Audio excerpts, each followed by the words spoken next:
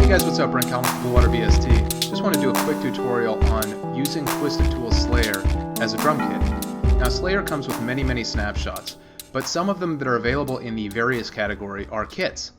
And these are very useful because they're such interesting sounds and kind of multi-layered sounds. And so the best way to use these is in MIDI mode, kind of using each individual scene as a separate hit. And if I select a scene and then go up to my trigger button, I can hear that each one is kind of plays a different role. But to get your sequencer to talk to S-Layer, there are just a couple modifications that you need to make that are pretty easy. I'm going to show you right now. So what I've done is I've created this project, and let me get out of this so I can show you that I've created a drum groove. And the important thing to know when creating grooves that you're going to be using with S-Layer as drum kits is that these need to travel chromatically through the scale, essentially. So starting with whatever your root note is, in this case C1, C1 would be the kick drum, for example. C sharp 1 would be probably a snare, D1 another snare, a rim shot maybe for D sharp 1. Of course, all of these terms I use loosely because S-Layer has such kind of unorthodox and out-of-the-box sounds. But this is important to note, that you want to make sure that all of your hits run chromatically. So gather them all in within the same kind of, I don't know, 5 or 6 semitones, and you should be good to go. There's another thing you have to do, because if I play this, here's what I hear. It's playing all the same note, even though I have different notes triggered here.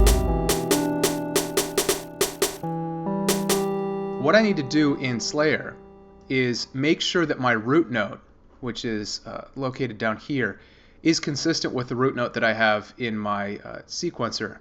So right now I have it set to C3, and this is active, which is good. That's what I want. I want MIDI mode active. But I need to click and drag this down so the root note is C1, and then everything that plays chromatically above C1 will trigger a different scene. And now this should work. So let's go.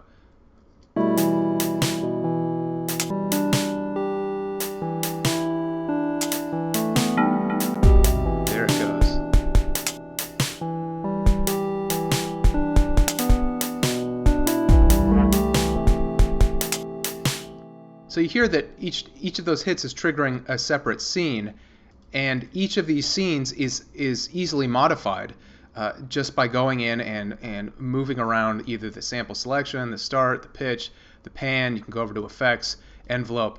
So all of this is still at your disposal, and of course the modulation possibilities. But this allows you to use these different kits, and they're fantastic kits because they're so organic and musical. There's one I really like in here called Integra. It's in here somewhere. This one's nice as well, but notice that I have to make sure that I go back down to my root note.